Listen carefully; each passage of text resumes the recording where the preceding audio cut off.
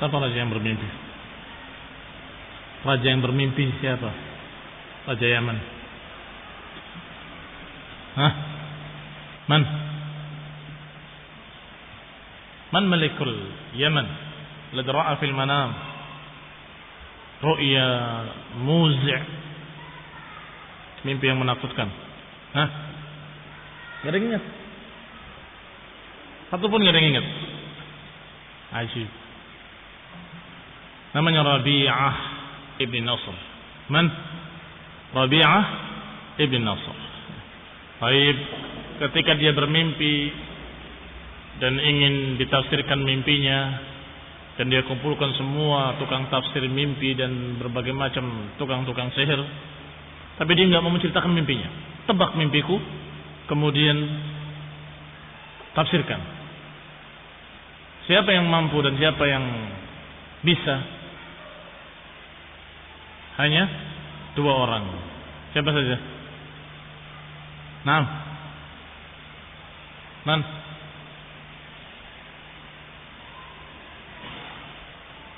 Naam. Juga nggak ingat? Hah?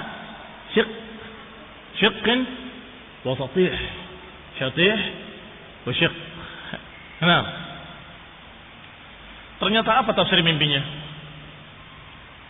Ternyata mimpinya ditafsirkan bahwa dia akan terkalahkan oleh tentara Habasyah. Dan atau Habasyah itu nama lainnya Sudan. La yanzilanna ardakumus Sudan wa lam yatruk ahadan bil Yaman. Nanti akan menyerang kalian dan mengalahkan kalian orang-orang Sudan dari Habasyah, dan tidak menyisakan kalian sedikit pun di Yaman. Tetapi ternyata tidak langsung ada berbagai macam kejadian-kejadian sampai terjadinya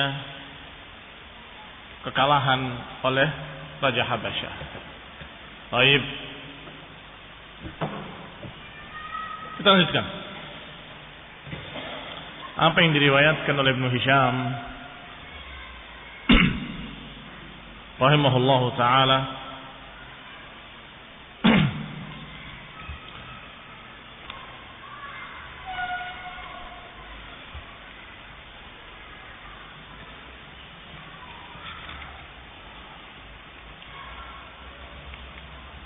yang beliau ringkas dari sirah Ibnu Ishaq.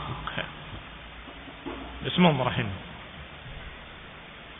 Innal hamdalillah nahmaduhu wa nasta'inuhu wa nastaghfiruh wa na'udzu billahi min shururi anfusina wa min sayyiati a'malina may yahdihillahu fala mudilla lahu wa man yudlil fala hadiya lahu wa ashhadu an la ilaha illallah wahdahu la sharika lahu wa ashhadu anna Muhammadan 'abduhu wa rasuluh sallallahu alaihi wa ala alihi wa ashabihi wat tabi'in wa tabi'it tabi'in wa man tabi'ahum bi ihsanin ila yaumiddin. Ya ayyuhalladzina amanu taqullaha haqqa tuqatih wa la tamutunna illa wa antum muslimun. Ya ayyuhan nasu taqu rabbakum alladzi khalaqakum min nafsin wahidah wa khalaqa minha zawjaha wa batha minhuma rijalan katsiran wa nisaa'a. واتقوا الله الذي تساءلون به والأرحام إن الله كان عليكم رقيبا. يا أيها الذين آمنوا اتقوا الله وقولوا قولا سديدا يصلح لكم أعمالكم ويغفر لكم ذنوبكم ومن يطع الله ورسوله فقد فاز فوزا عظيما. أما بعد فإن خير الحديث كتاب الله وخير الهدي هدي محمد صلى الله عليه وعلى آله وسلم وشر الأمور محدثاتها فإن كل محدثة بدعة وكل بدعة ضلالة وكل ضلالة في النار. Ikhwani fi din, a'azakumullah. Kita lanjutkan riwayat Ibnu Hisham dari Ibnu Ishaq radhiyallahu taala anhuma rahimahullah, semoga Allah merahmati keduanya, yaitu pasal berikutnya tentang istila'u Abi Karib Tubban As'ad ala Malikil Yaman. Yang berikutnya yang dikisahkan adalah bagaimana kekuasaan Yaman diambil dan dikuasai oleh seorang yang julukannya Abi Karib, namanya Tubban As'ad.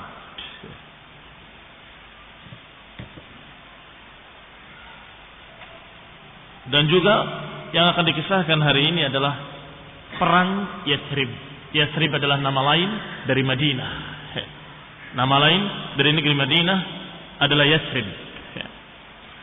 Qala rahimahullah, falamma halaka Rabi'ah ibn Nasr raja'a mulkul Yaman kulluhu ila Hasan ibn Tubban As'ad. Bahwasanya ketika binasa Rabi'ah ibn Nasr, ini raja yang kemarin Rabi'ah ibn Nasr yang bermimpi dengan mimpi yang katanya mengerikan, yang kemudian ditafsirkan dengan tafsir-tafsirnya, dia binasa, meninggal, dan kemudian digantikan oleh seorang yang bernama Hasan ibn Tubban As'ad. Tubban As'ad biasa dipanggil dengan Tubba. Panggil dengan Tubba, ini Tubban As'ad. Karena abuhu Tubban As'ad qad ja'ala tariqahu hina aqbala min al-mashriq 'ala al-Madinah. Falam yahij ahluha wa khallafa baina adhhurihim ibnan lahu. Bahwasanya Tubban As'ad, bapaknya Hasan, dia biasa menjadikan jalannya ketika dia ke Masyriq melewati Madinah. Jadi biasa dia ke Masyriq, kemudian ke Yaman melewati Madinah. Dan dia dalam keadaan tinggal di Madinah beberapa saat, sampai dia melahirkan seorang anak di Madinah. Dan kemudian ditinggal ke Yaman, kembali ke Yaman. Wa khalafa baina adhurihim ibnan lahu faqutila ghilatan. Ternyata anaknya Tubban As'ad di Madinah dibunuh dengan kezaliman.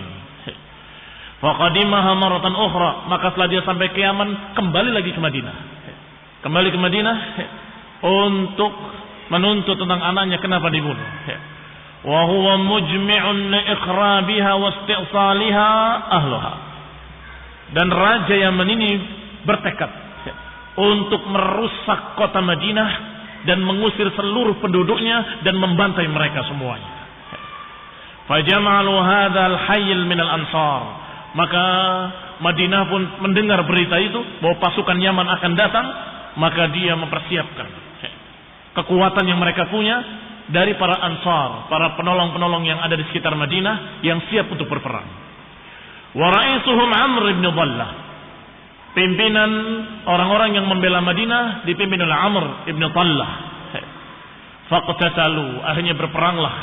Terjadilah peperangan di Yathrib atau di Madinah antara penguasa Yaman dengan tentaranya dan Amr ibn Dhallah dengan pasukannya di Madinah. Tentunya tidak seimbang kekuatannya. Jelas jauh lebih kuat pasukan Yaman, dan diperhitungkan bakal kalah. Orang-orang Madinah bahkan kalah dan bahkan hancur. Maka datanglah dua pendeta. Qalat azumul Ansar, tetapi Ansar sejak dulu memang kaum yang unik. Orang-orang Ansar, orang-orang Madinah yang membela Madinah tadi, orang-orang yang unik sehingga mereka memerangi orang-orang Yaman tadi di siang hari. Tapi di malam hari dipersilahkan untuk makan dan minum, dijamu sebagai tamu. Maka diriwayatkan di sini, kanu yuqatiluna bin nahar wa yuqrunahu bil lail. Bahwasanya mereka ini adalah orang-orang yang memerangi pendatang-pendatang tadi di waktu siang dan kemudian dia menjamunya di malam hari. Karena sebagai tamu, maka dijamu di malam hari. Tapi di siang hari terjadilah pertempuran seperti biasanya. Wa yu'jibuhu dzalika minhum, dan ini sungguh membuat kagum Raja Yaman bahwa ini mereka bukan orang biasa, bukan orang sembarangan, orang-orang istimewa atau suku yang sungguh dermawan.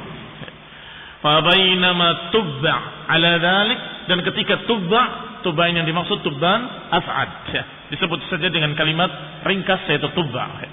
Fa baina Tubba'un ala dzalika min qitalihim idja'ahu habrani. Ketika terjadi pertempuran seperti itu, maka datanglah kepada Tubban As'ad dua orang habr. Habr itu julukan pendeta Yahudi. Dijuluki dengan habr. Bentuk jamaknya ahbar. Sebagaimana disebutkan dalam Al-Quran. Ittakhadhu ahbarahum wa ruhbanahum arbaban min dunillah. Mereka mengambil ahbar mereka dan ruhban mereka sebagai Tuhan-Tuhan selain Allah. Yang dimaksud adalah pendeta-pendeta Yahudi. Ahbar bentuk jamak dari habr. Kalau musanna habrani. Qala idja'ahu habrani min ahbari Yahud. Datanglah dua orang pendeta dari pendeta Yahudi. Alimani rasikhani fil ilm. Dua-duanya alim, memiliki ilmu tentang kitab-kitab terdahulu, dan dia dalam keadaan rasih ilmunya, dalam ilmunya. Hina sami'a bima yuridu min ihlakil Madinah wa ahliha. Ketika dua pendeta tadi mendengar bahwa si raja dan penguasa Yaman tadi akan menghancurkan Madinah, diingatkan oleh dua pendeta ini. Qala, keduanya berkata, ayyuhal malik, la taf'al, jangan kamu lakukan. Karena niatmu untuk menghancurkan Madinah, untuk menghancurkan Yathrib dan membantai orang-orangnya, la taf'al, jangan kamu lakukan. Fa innaka in abaita illa ma turid hila bainaka wa bainaha. Sungguh kalau kamu memaksa dan kamu tetap menginginkan apa yang kamu inginkan dan melaksanakan apa yang kamu kehendaki, maka niscaya kamu pasti akan terhalang, pasti akan gagal, dan kami mengkhawatirkan kamu. La na'man 'alaika 'ajilal 'uqubah.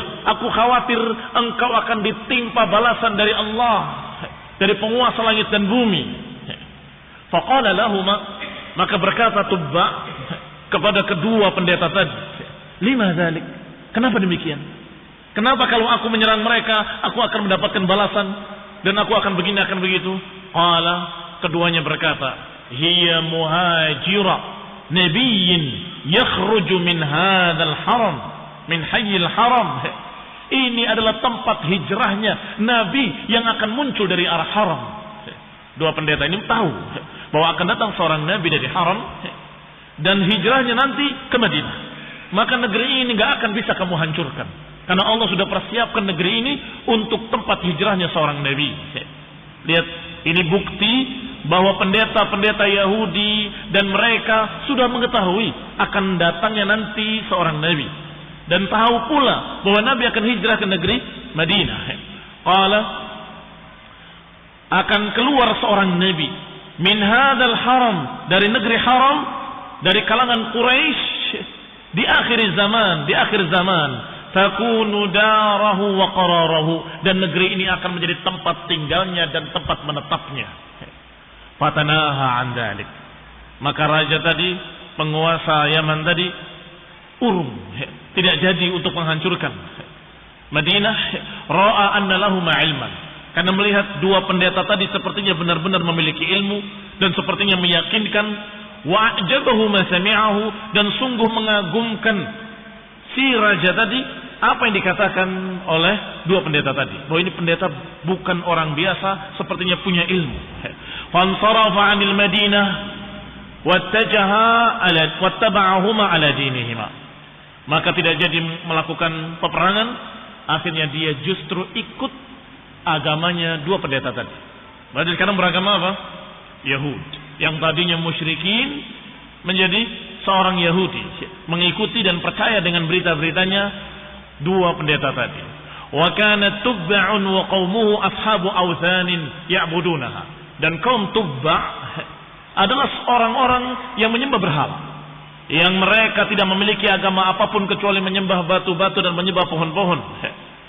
Maka ketika mereka atau ketika raja yang mendengar seperti itu, masuk di kepalanya, mulai dia percaya dengan apa yang dikatakan oleh orang-orang Yahudi. Maka berangkatlah ke Mekah. Wahiyya tariquhu ila Yaman, dan Mekah pun merupakan jalan dia ke Yaman. Kalau lihat di peta, bahwasanya Syam di atas, Masyriq juga di atas, sedangkan Yaman paling bawah.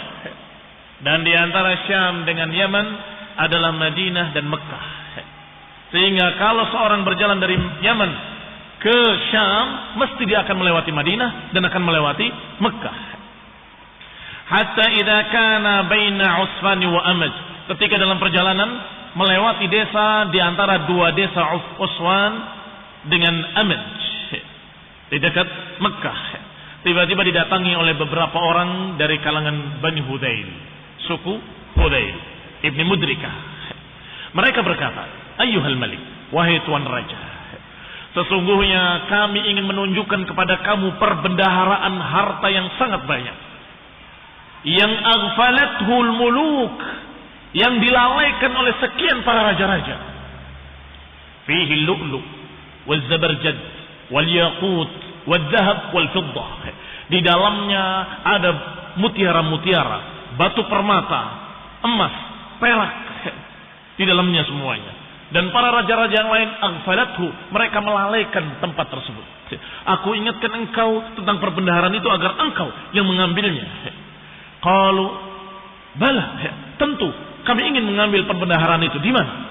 Maka kata suku tadi, kata orang-orang Hudayl, baitun bi Makkah, satu rumah di Mekah yang diibadahi oleh penduduk Mekah. Yusalluna indahu, mereka salat di sana, mereka menghadap kepadanya, mereka tawaf di sekitarnya. Apa yang dimaksud?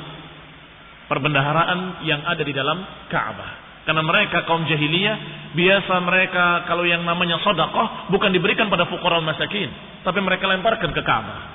Mereka masukkan ke Ka'bah semuanya, sehingga tertumpuk harta di sana. Maka kaum Hudayl tadi berpikir, kalau raja ini menginginkan harta, maka niscaya dia akan menyerang Ka'bah dan akan menghancurkannya. Dan niscaya raja ini niscaya akan dilaknat oleh Allah dan akan dibinasakan seperti dibinasakannya kaum-kaum sebelumnya yang ingin merusak Ka'bah. Jadi sudah menjadi satu keyakinan masyarakat Arab bahwa siapa yang mau mengganggu atau mau merusak Ka'bah pasti akan kualat. Karena mereka waktu itu belum dengan agama, hanya dengan keyakinan yang sudah terjadi sekian kali. Setiap orang menghancurkannya mesti akan dia yang akan binasa. Qala Bani Hudayl, berkata Bani Hudayl, ada satu rumah di sana yang diibadahi oleh penduduk Mekah, yang di sana berisi perbendaharaan harta yang sangat banyak. Wa innama aradal hudaliyun halakahu bidzalik. Kata Ibn Hisham, dan sesungguhnya kaum Hudayl mengajak raja tadi untuk menghancurkan Ka'bah adalah untuk membinasakan, agar si raja ini hancur binasa. Lima arafu min halaki man aradahu minal muluki wa bagha indahu. Karena Bani Hudayl tahu setiap kaum, setiap suku, setiap raja yang ingin menghancurkan Ka'bah mesti mereka akan binasa. Falamma ajma'a lahu qalu, maka ketika sudah sepakat ingin mengambil perbendaharaan di Ka'bah, ini rencananya Raja Yaman, tiba-tiba dia ingat dua pendeta yang telah mengajarinya ilmu. Arsala ila Hadr Habraini fasalahu ma'an dalik, maka diutuslah orang untuk menjemput dua pendeta tadi. Panggil dua pendeta Yahudi tadi yang kemarin menasehati aku untuk jangan menghancurkan Madinah. Panggil mereka. Dipanggil. Setelah dipanggil ditanyakan. Katanya satu kelompok, satu orang atau beberapa kelompok menyatakan bahwa ada bendahara seperti ini, seperti itu. Dijawab oleh dua pendeta tadi. Qala lahu ma arada al-qawmu illa halakaka wa halaka junduk wa halaka jundik. Sungguh mereka tidak memaksudkan kecuali membinasakan engkau wahai tuan raja, dan membinasakan pasukanmu semuanya. Karena ma na'lam baitan lillahi ta'ala ittakhadahu fil ardi li nafsihi ghairahu. Karena kami tidak pernah mengetahui ada satu rumah yang Allah Subhanahu wa taala jadikan untuk dirinya di muka bumi ini kecuali Baitullah Al-Haram, Ka'bah itu. Wala in fa'alta ma da'u, kalau engkau melakukan apa yang mereka ajak, niscaya engkau akan binasa. La tahlakanna wa la yahlakanna man ma'aka jami'an, akan hancur engkau dan akan hancur pula orang-orang yang bersamamu seluruhnya. Qalu famada, kalau gitu mada ta'mur, kalau gitu apa yang kau perintahkan kepadaku? Ini apa yang kau nasihatkan kepadaku? Kata raja tadi. Qala, berkata keduanya, berkata dua pendeta tadi kepada rajanya, idza tasna idza qadimta ilaih tasna indahu ma sana'a ahluh. Kalau kamu datang ke haram, lakukanlah seperti apa yang dilakukan oleh penduduknya. Disuruh untuk beribadah seperti penduduk Mekah. Tatufu bihi wa tu'azzimuhu wa tukarrimuhu wa tahlik ra'saka indahu. Engkau bertawaf mengelilinginya, engkau menghormatinya, mengagungkannya, dan engkau mencukur rambutmu di sisinya. Wa tadillu lahu hatta takhruj min indih, dan hendaklah engkau merendah di hadapannya sampai engkau keluar dari daerah haram. Maka dikatakan oleh Tuan Raja tadi, "Fama yamna'ukuma antuma min dzalik?" Kalau begitu apa yang menghalangi kamu berdua? Kenapa kamu berdua tidak melakukan seperti apa yang mereka lakukan? Yang dijeli Tuan Raja ini nyuruh raja untuk melakukan apa yang dilakukan oleh mereka musyrikin, tetapi dia sendiri tidak melakukan. Maka ditanya, "Fama mana'akuma min dzalik?" Kalau begitu apa yang menghalangi kamu berdua untuk melakukan yang seperti itu? Qala, "Ama wallahi, sungguh demi Allah, innahu labaitu abina Ibrahim." Memang rumah tersebut adalah rumah yang dibangun oleh nabi kami, Nabi Ibrahim dan Ismail.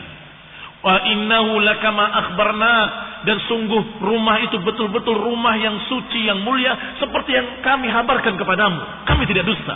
Tetapi penduduknya adalah orang yang menghalangi kami dari Ka'bah. Dihalangi dengan apa? Bainana bainahu bil authan. Hala bainana wa bainal Ka'bah bil authan. Mereka menghalangi kami dari Ka'bah itu dengan berhala-berhala di sekitarnya, yang jumlahnya sekian ratus. Ada 360 berhala. Nasabuha haulaha, mereka pasang di sekitarnya. Wabiddima, dan mereka tumpahkan darah di sekitarnya. Mereka kalau berkurban, mereka memancarkan darahnya di patung-patung tersebut, sehingga Ka'bah itu di sekelilingnya kotor dengan najis, dengan darah, dengan daman masfuhan, dengan berhala-berhala, sehingga kotornya hissan wa ma'nawiyan. Hissi karena ada najis, daman masfuhan, sedangkan maknawi karena ada kesyirikan, berhala-berhala. Maka itulah yang menghalangi kami untuk tidak memuliakan tempat tersebut. Wahum najasun ahlu syirik. Mereka adalah orang-orang yang najis, orang-orang yang musyrik.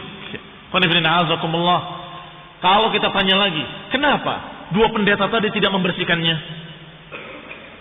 Jawabannya, karena pendeta tadi tidak memiliki kekuasaan apapun, tidak memiliki kemampuan, nggak memiliki kekuasaan, bukan raja. Tetapi yang diajak bicara ini siapa? Raja Yaman, raja yang ketika itu paling kuat. Sehingga ketika dia mendengar seperti itu, maka dia menerima ilmu yang diajarkan oleh dua pendeta tadi. Fa'arafa nushahuma wa sidqa hadithima. Maka dia mengetahui bahwa berita ini berita hak. Faqarraba an-nafar min Hudayl faqata'a aydiyahum. Maka dipanggil semua orang-orang Hudayl yang kemarin mengajarkan untuk mengambil harta dari haram, dari Ka'bah, dipanggil semuanya dan dipotong kaki mereka dan tangan mereka bersilangan. Dibunuh semuanya. Kemudian berangkat ke Mekah. Fatafa bil baiti wa nahara indahu. Mulai dia tawaf mengelilingi Ka'bah, dan kemudian dia menyembelih, wa halaqa ra'sahu, dan mencukur rambutnya, wa aqama bi Makkah 6 ayyam. Kemudian tinggal di Mekah 6 hari. Yanhar biha lin-nasi wa yut'im ahlaha, memberi makan manusia, memberi minum manusia, wa yusqihim al-'asr, bahkan membagikan madu pada mereka. Ini raja yang datang, sehingga dia dalam keadaan memiliki semua itu. Sampai raja ini bermimpi. Siapa nama rajanya? Tubban As'ad atau Tubba. Sampai bermimpi, ara annahu yaksu al-Ka'bah. Mimpi dia memberi tirai di Ka'bah. Maka dia pun betul-betul mempraktekkan apa yang dimimpikannya. Dia beri tirai di Ka'bah itu dengan khafaf, dengan kain yang tebal yang kasar. Thumma ura an yaksu wa ahsan min dzalik. Ternyata mimpi kembali. Mimpi kalau dia memasang tirai yang lebih bagus dari tirai yang kemarin. Maka dia ganti yang kemarin kasahul mula wal wasail. Maka dia pasang tirai dari mula wal wasail. Ini kain yang halus, kain yang lembut yang ketika itu termasuk yang paling bagus. Dan dikatakan kana Tubba fima yaz'umun awwala man kasal bait. Mereka menganggap bahwa mereka lah orang pertama yang memberikan tirai Ka'bah. Orang yang pertama memberikan tirai di Ka'bah. Wa awsa bihi wulatahu min Jurhum, dan memerintahkan wali-walinya, memerintahkan anak buahnya untuk melanjutkan. Kalau rusak ganti kembali dengan tirai yang baru dan terus begitu. Demikian mereka Tubban dengan tentara-tentaranya setelah tawaf, amarahum bitathhirih, perintah untuk membersihkan Ka'bah, dibersihkan dari darah-darah yang memancar di sana atau dari najis-najis yang ada di sana. Wa alla yuqarribuhu daman wala maitan wala mi'lah, dilarang mendekatkan kepadanya darah dan juga bangkai-bangkai, dan dilarang untuk membuang ke sana kain-kain haid, kain yang dipakai untuk membersihkan najis perempuan. Wa ja'ala lahu baban wa miftahan, kemudian dibikin pintu dan dibikin kunci pada pintunya, sehingga tidak ada orang yang bisa mengambil perbendaharaan yang ada di dalamnya. Dikunci pintu dan kunci dipegang. Demikian yang dilakukan oleh raja tadi, dan mereka tidak bisa berbuat apa-apa. Musyrikin tidak bisa berbuat apa-apa karena takut terhadap raja yang memiliki sekian banyak tentara yang kuat. Tsumma kharaja minha mutawajjihan ila al-Yaman, baru setelah itu dia kembali bersama pasukannya ke Yaman. Wa man ma'ahu min junudih, dibawa serta tentaranya. Wa ma'ahu Habran, dan dua pendetanya dibawa ke Yaman. Ini Yahudiyah pertama datang ke Yaman dari dua orang ini dengan sebab Tubban As'ad. Hatta idza dakhala al-Yaman da'a qaumuhu ila ad-dukhuli fi ma dakhala fi. Setelah sampai ke Yaman, maka semua orang di Yaman diajarkan untuk masuk agama Yahudi. Fa abaw alaihi, sampai mereka menolak, dipaksa mereka juga menolak, sampai terjadilah pembicaraan dan ketegangan di antara aparat negara sendiri, apalagi di antara rakyatnya. Semuanya menolak, sampai diputuskan satu keputusan. Kanat lahum narun tahkumu, mereka punya api, yang api ini dijadikan sebagai hakim. Jahiliyah, zaman jahiliyah. Kata mereka, tidak bisa, kami nggak akan masuk ke dalam agama Yahudi, dan kami nggak akan menerima ajaran tersebut sampai diputuskan oleh api. Maka mereka pun berkumpul di tempat api tersebut. Kanat lahum narun tahkumu bainahum fima yakhtalifuna fi. Mereka punya api yang terus dinyalakan dan tidak pernah padam, dalam keadaan mereka menghukumi setiap orang yang bertikai dengan api tersebut. Ta'kulul zalim wa la tadurrul madlum. Katanya, wallahu alam, api tersebut membakar orang zalim tapi tidak membakar orang yang mazlum. Jadi kalau orang yang terdolimi tidak terkena, tidak terbakar. Tapi kalau orang yang zalim terbakar, katanya. Wallahu ta'ala a'lam. Wa kharaja qaumuhu bi awzanihim wa ma yataqarrabuna fi dinihim wa kharaja al-Habran. Maka tokoh-tokoh mereka kaum musyrikin membawa berhala-berhala mereka. Sedangkan dua pendeta tadi membawa kitab suci mereka. Kemudian datang ke api tersebut. Disuruh pertama kali para tokoh-tokoh musyrikin dengan berhalanya mendekat ke api tersebut. Ketika mereka mendekat ke api tersebut, api mulai menyambar. Maka mereka mundur. Maka kata pengikutnya, sabar, kamu harus istiqomah, katanya. Harus sabar. Maka mereka memaksakan diri sabar dalam api tersebut. Mendekat, dan mulai lidah api membakar mereka. Sampai terbakar berhala-berhala mereka, dan terbakar pula orang-orang tersebut. Yang kedua, dua pendeta tadi disuruh mendekat ke api tersebut dengan kitabnya. Maka mendekatlah pendeta tadi ke api tersebut. Pada marahum, mulai api menjilat. Maka pendeta tadi berkeringat di keningnya, butiran-butiran keringat, tetapi api tidak membakarnya. Qala fa kharajal Habran wa man hamala dhalika min rijali himyar wa kharajal Habran bi masahifihima fi a'naqihima. Mereka letakkan mushafnya di kepala mereka. Ta'arraqa jibahuhum, mereka berkeringat di kening-kening mereka. Lam tadurruhum, tidak menjelekkan mereka, tidak merugikan mereka kecuali keringat. Fa asfaqat 'inda dhalika himyar ala dinih, maka seluruh penduduk Himyar satu desa di Yaman, satu daerah di Yaman, tempat kerajaan tersebut, mereka semuanya beriman kepada agama Yahudi, beriman kepada Allah Subhanahu wa taala dan beriman kepada kitab Taurat yang mereka pegang. Itu asal pertama. Yahudiyah ada di sana. Famin hunalika an dzalika kana aslul yahudiyah bil Yaman. Itulah asal muasal munculnya Yahudi di daerah Yaman. Falamma malaka ibnuhu Hasan, itu zaman bapaknya Tuban As'ad. Maka setelah Tuban As'ad turun ke anaknya yang bernama Hasan ibni Tuban As'ad.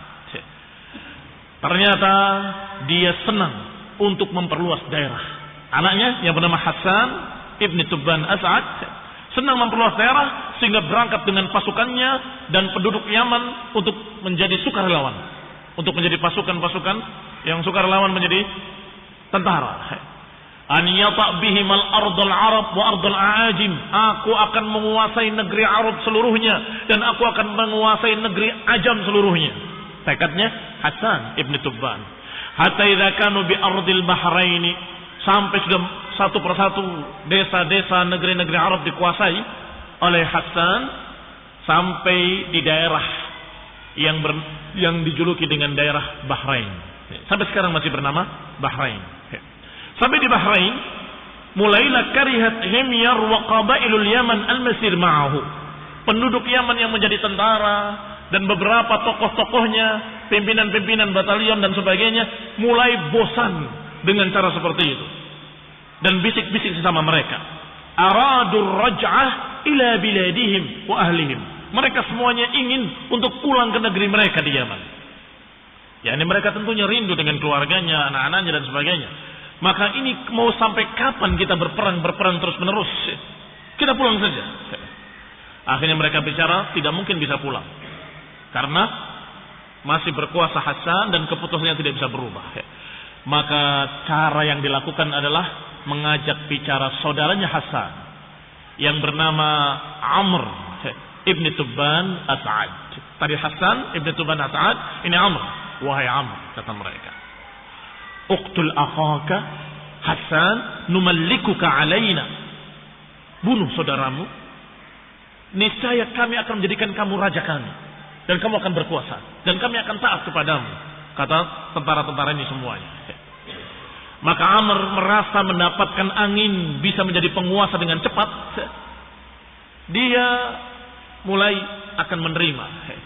Maka semua tadi orang-orang tentara-tentara dan orang-orang Yaman yang ikut bersamanya, mereka sepakat untuk berbaiat setia dengan Amr agar Amr membunuh Hasan. Fa'ajabahum fajtama'u ala dzalika. Maka sepakat mereka atas kesepakatan yang seperti itu kecuali satu orang yang bernama Dzur'ain. Dzur'ain atau julukannya Dzur'ain Al-Himyari, orang Himyar juga. Fa innahu nahahu, dia melarangnya, jangan berkhianat. Tapi tetap saja mereka tidak bisa diganggu gugat, kami harus pulang ke Yaman. Maka syaratnya buat kamu wahai Amr, kalau kamu bisa membunuh Hasan, kamu jadi raja kami. Tapi syarat kedua, kamu harus memulangkan kami ke Yaman semuanya. Sepakat mereka, kecuali satu orang, yaitu Dzur'ain. Maka dia mendendangkan sebuah syair. Ala man yashtari sahran binaumin, sa'idun man yabitu qarira ainin, fa imma himyarun ghadarat wa khanat fama'adiratul ilahi lidhi ru'inin. Apa maknanya? Maknanya sungguh mereka yang membeli sahar dengan naum. Sahar itu gak bisa tidur. Apa bahasa Indonesia yang gak bisa tidur?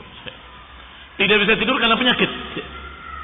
Siapa yang membeli ketidak bisa tiduran dengan tidur, dikorbankan tidurnya untuk gak bisa tidur. Sungguh berbahagia orang yang bisa tidur dengan tenang, dengan qariru ainin. Apa qariru ainin? Dengan kebahagiaan, dengan ketentraman, dengan ketenangan.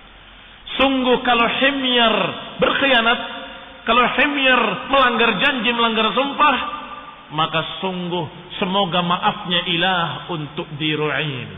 Semoga Allah memaafkan Dzur'ain bahwa aku gak ikut-ikutan. Ditulis dalam satu kertas, dilipat, Ditutup dan stempel. Stempel itu bukan dicap, ditutup segel, tidak bisa dibuka. Diberikan kepada Amr. Sebelum kamu melakukan apa yang kamu sepakati dengan mereka, saya titip surat ini. Simpan. Titip, simpan sampai waktu, sampai aku ambil kembali, katanya begitu. Maka diambil surat tadi, disimpan oleh Amr. Thumma katabaha fi raqatin wa khatama 'alaiha. Setelah ditulis di kertas dan kemudian disegel, thumma ata biha Amran, kemudian diberikan kepada Amr, kemudian dia katakan, "Ba'li hadzal kitab 'indak." Simpanlah untukku. Aku titip kepadamu. Fa'al, maka dilakukan. Thumma qatala Amru akhahu Hassan. Maka Amr sudah mulai membunuh Hassan dan kemudian membawa pasukan itu pulang seluruhnya.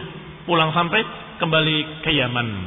Falamma nazala Amr ibn Tubban al-Yaman muni'a minhu an-naum. Setelah sampai di Yaman semuanya, maka Amr sudah menjadi raja. Tetapi dia tidak bisa tidur, terus gelisah sepanjang malam. Bukan satu malam, sekian panjang, berapa hari, sekian lama, nggak bisa tidur. Terus dia terhalang, nggak bisa tidur. Wasulita alaihi sahr, selalu dikuasai oleh sahr. Tidak tenang, tidak tentram. Falamma jahadahu dzalika sa'ala al-tibba. Ketika dia merasa susah, maka dia panggil seluruh para dokter-dokter. Ternyata dokter tidak sanggup mengobati. Dipanggil pula para khuzat. Khuzat adalah orang yang biasa mengobati dengan berbagai macam ilmu-ilmu yang seperti itu. Ilmu sihir, ilmu ramal, ilmu yang mereka pakai dengan khurafat. Dipanggil semua para dukun-dukun untuk mengobatinya. Al-kuhan wal-arrafin, tukang ramal, para dukun-dukun semuanya dalam keadaan dipanggil untuk mengobati tuan raja. Faqala lahu qailun minhum, maka mereka semuanya enggak bisa menjawab, enggak bisa menyembuhkan, kecuali mereka berkata, salah seorang mereka, innahu wallahi ma qatala rajulun qat akhahu aw dha rahmatin baghyan ala misli ma qatalta akhak alaih illa dhahaba naumuh. Sungguh tidaklah seseorang pun membunuh saudaranya yang masih saudara sekandung dalam keadaan seperti kamu membunuh saudaramu, kecuali pasti dia akan dicabut tidurnya dan dia nggak akan bisa tidur. Wasullita alaihi sahru, dan dia pasti dikuasai oleh sahar. Falamma qila lahu ja'ala yaqtul kullaman amarahu. Ketika dia tahu bahwa itu sebabnya karena membunuh saudaranya, maka dia dendam dengan orang-orang yang pernah menyuruhnya untuk membunuh saudaranya. Dia panggil satu persatu. Tentunya tokoh-tokohnya, pimpinan-pimpinan pasukan dipanggil semuanya, dibunuh satu persatu. Sampai kepada Diru'in. Karena dia termasuk tokoh tentara, dipanggil dan dibunuh juga. Maka Diru'in berkata, "Ama wallahi ayyuhal malik. Adapun aku, wahai tuan raja, aku punya udur dan punya alasan. Aku tidak ikut-ikutan dan aku punya bukti." Mana buktimu? Kata Diru'in, surat yang aku titipkan kepadamu. Maka dibukalah surat yang dititipkan kepadanya. Maka dibuka, tertulis di sana, ala man yashtari sahran binaumin. Wahai orang-orang yang lebih memilih kegelisahan daripada tidur. Ini dengan membunuh saudaranya. Sungguh berbahagia orang yang bisa tidur dengan tentram. Dan sungguh kalau orang-orang himyar berkhianat, maka semoga Allah memaafkan aku tidak ikut-ikutan. Maka selamat Diru'in dengan kertas tadi. Wahai Diru'in, kata raja, sesungguhnya engkau benar-benar memberi nasihat ketika itu, tapi aku tidak peduli. Maka selamat dia, dan kemudian dikatakan akhrajahu faida fiyal baitan wa halaka Amr, dan demikianlah sampai meninggalnya Amr ibni Tubban As'ad. Setelah itu kacaulah keadaan. Tidak lagi ada penguasa yang satu menguasai sekian daerah, tetapi terpecah belah wa tafarraqu. Demikian keadaan Yaman. Yang pertama waktu itu Amr Rabi'ah bin Nasr, dan kemudian Tubban As'ad, kemudian anaknya Hassan, dan Hassan dibunuh oleh Amr. Kemudian Amr, setelah Amr wafat, atau halak. Kemudian setelah itu kacaulah negeri Yaman. Fawasaba alaihi rajulun min Himyar. Maka mulailah ada orang dari kalangan Himyar yang menguasai mereka. Padahal orang itu bukan dari turunan kerajaan, bukan dari keluarga kerajaan, bukan dari orang yang pernah mengetahui tentang kerajaan. Tapi karena dia dalam keadaan bisa berperang, menguasai titik, yaitu yang bernama Lakhni'ah. Yanufu du Shanair. Yanuf du Shanair. Ini namanya. Faqatala khiyarahum wa 'abasa bi buyuti ahli al-mamlakati minhum. Maka orang ini membunuh semua tokoh-tokoh yang ada. Jadi turunan raja semuanya dibunuh. Dan semua keluarga kerajaan dihancurkan. Dan kemudian semua perbendaharaan, harta raja atau harta kerajaan semuanya dipakai untuk hura-hura sama dia. Dipakai untuk bersenang-senang. Dan lebih mengerikan dari itu, Lakhni'ah ini memiliki penyakit yang jelek, yaitu biasa dia melakukan perbuatan kaum Lut. Dia tidak senang pada perempuan, tapi senangnya pada laki-laki. Maka dia selalu memanggil satu persatu dari orang-orang yang dianggap ganteng untuk dikerjain olehnya. Na'udzubillah, padahal hukumnya homo dibunuh. Ini dilemparkan dari bukit yang tertinggi sampai mati. Itu hukumnya homoseks. Dan Allah mengangkat kaum Lut dan tanahnya, daerahnya, desanya terus sampai dekat langit dan sampai terdengar nubahu kilabihim, sampai terdengar gonggongan anjingnya dan kokok ayamnya terdengar di langit. Kemudian dibalik dan dihempaskan oleh Allah SWT. Itu adab bagi kaum Lut yang melakukan hal tersebut. Dan ternyata penguasa ini yang namanya Lakhni'ah Dushanair adalah dusyar, memiliki syar, memiliki kejelekan yang sangat jelek dan busuk. Faba'atha ila Zur'ah di Nuwas. Pada satu hari dia mengutus seorang untuk menjemput pemuda yang dianggap ganteng, putih, bersih dan sebagainya. Dia panggil untuk dikerjain seperti biasanya. Yang bernama Zur'ah di Nuwas ibni Tuban As'ad. Berarti siapa? Saudaranya Hasan dengan Amr, yang bernama Zur'ah atau julukannya Zinuwas ibni Tuban As'ad. Waktu itu ketika Amr membunuh Hasan, dia masih kecil, masih nggak dihitung sama sekali. Ketika sudah hancur kerajaan, ketika sudah dikuasai oleh orang jahat ini, orang yang zalim ini, maka dia sudah pemuda. Maka dipanggillah pemuda tadi, saudara Hasan, dalam keadaan dia tahu dipanggil mau apa. Thumma syabba ghulaman wasiman dha hayatin wa aql. Dia sudah tumbuh dewasa, sudah cerdas, memiliki akal yang sehat, dan dia tahu falamma atahu rasuluhu, ketika datang utusan Lakhni'ah, dia tahu mau apa ini. Kamu dipanggil raja. Oh iya. Dia tahu apa yang mau dilakukan. Fa akhadha sikinan. Dia ambil pisau yang tajam, tipis, kecil. Dikatakan sikinan hadidan latifan. Fa khada'ahu baina qadamihi wa na'lih. Dia letakkan pisau tersebut di antara kakinya dan sendalnya. Berarti ketika dia pakai sendal, taruh di bawah sendal. Dia pakai sendalnya. Sehingga di tubuhnya tidak terlihat ada pisau. Sampai kemudian ketika sampai di kamarnya Lakhni'ah, sebagaimana biasanya dia kerjain setiap pemuda, maka ketika itu dia ambil pisaunya dari bawah kakinya dan dia tikamkan ke tubuhnya dan dia bunuh Lakhni'ah. Setelah itu ketika dia keluar dalam keadaan dia menyatakan aku telah membunuh dia, maka semua orang, termasuk orang-orang sendiri pengawalnya, termasuk penjaganya dan tentaranya, semuanya senang. Dibunuhnya rajanya, mereka senang semuanya. Karena mereka tahu orang ini orang yang na'udzubillah, orang yang busuk akhlaknya, orang yang jelek. Maka qalu, mereka berkata semua serempak, ma yanbaghi an yamlikuna ghairuk.